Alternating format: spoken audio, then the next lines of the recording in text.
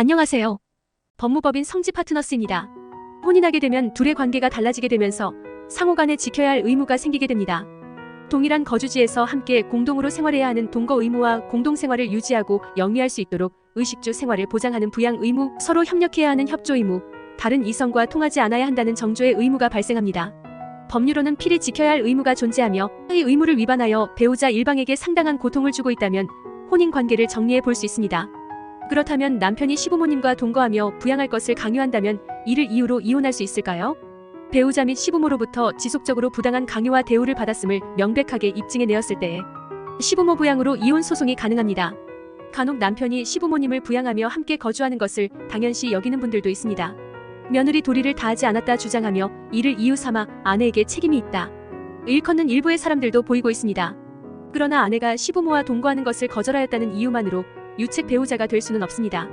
오히려 아내의 의사를 존중하지 않은 채 부양을 강요하는 것은 남편 측이 유책 배우자가 될 가능성이 더욱 높은데요. 민법 제840조 사망 배우자 및 그 직계존속으로부터 심히 부당한 대우를 받았을 때에 해당하여 소를 제기해 볼 수 있습니다. 그러나 남편이나 시부모에게 부당한 대우를 받았다는 이유만으로 무조건 송사가 성립되는 것은 아닙니다. 결혼 생활을 유지하는 것에 있어 일방에게 가혹하다 인정될 때 소송이 받아들여지게 됩니다.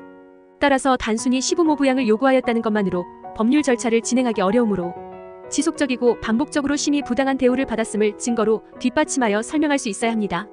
예를 들어 남편이 함께 거주하며 부양할 것을 강요하는 전화통화 내용이나 문자 내역, 이를 거부할 때마다 폭언을 하거나 위협적으로 이야기한 것, 시부모 부양을 빌미 삼아 생활비를 지급하지 않는 것 등이 있습니다. 여기서 한 가지 더 주의할 점은 본인의 입장을 표명할 자료를 수집하는 과정에서 법에 저촉되는 행위가 동원되어서는 안 된다는 것입니다. 법을 위반한다면 증거물의 효력이 발생하지 않는 것뿐만 아니라 이혼소송 청구 자체가 기각될 수 있습니다. 또한 그에 따른 형사적 책임까지 물게 될 수 있으므로 필히 고려한 후 자료를 제출해야 합니다. 덧붙여 귀책 사유만 입증하는 것이 아니라 본인이 시부모님을 모시지 않겠다는 내용을 인정할 수 있을 만한 합당한 이유를 증명하는 것도 중요합니다.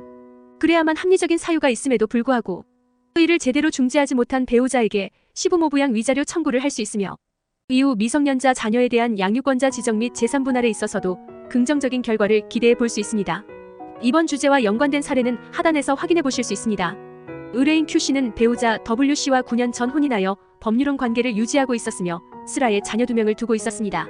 Q씨는 신혼 초부터 시부모님과 갈등이 극심했으며 직장 생활을 하고 있던 Q씨에게 직장을 그만두고 임신에 대한 이야기를 늘어놓으며 폭언도 서슴지 않았습니다. 그 이후로도 관계가 개선되지 않았고 W씨에게 중재를 요청하였음에도 큰 영향을 주지 않아 고부간의 갈등이 심각했었습니다. 급기야 W씨는 Q씨에게 몸이 쇠약해지신 시부모 부양까지 해달라 이야기하며 며느리의 도리를 다하라 언급하는 모습을 보고 화가 치밀어 올랐는데요.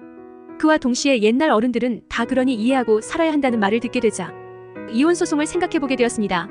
그러나 Q씨는 단순 부양만으로 이혼소송이 가능할까? 의구심이 들어 저희 사무실에 방문하게 되었음을 설명하였습니다. Q씨는 이 일로 인하여 깊은 우울 증세를 보이고 있었으며 정신적 고통을 줄이기 위하여 주기적으로 병원을 다니며 처방받은 약을 복용하고 있다는 점과 배우자에게 수차례 도움을 청하였음에도 중재해주지 않은 점, Q씨에게 일방적으로 직장을 그만두고 본인의 부모님을 부양할 것을 강요하는 점, 직장 내에서 업무에 집중할 수 없도록 수분 간격으로 계속해서 통화를 시도한 점, 전화 연결이 되지 않을 때마다 폭언을 하며 입에 담기 힘들 정도의 욕설 문자를 전달한 점이 확인되는 자료를 수집했습니다. 이후 해결점을 찾기 위해 무수한 노력을 기울였음에도 그 답을 찾지 못한 점, 그로 인하여 극심한 스트레스를 받고 있는 점을 피력하였습니다. 모든 내용을 검토한 가정법원은 시부모 부양으로 이혼하는 것으로 판시하였습니다. 더불어 남편에게 귀책 사유가 있다 판단하여 2천만 원의 위자료도 받을 수 있었습니다. 그 외에도 절반에 해당하는 재산 분할을 받아볼 수 있었으며 양육자도 W씨가 아닌 Q씨가 지정받아 본인이 원하던 결론을 모두 거머쥘 수 있었습니다. 이상 법무법인 성지 파트너스였습니다. 감사합니다.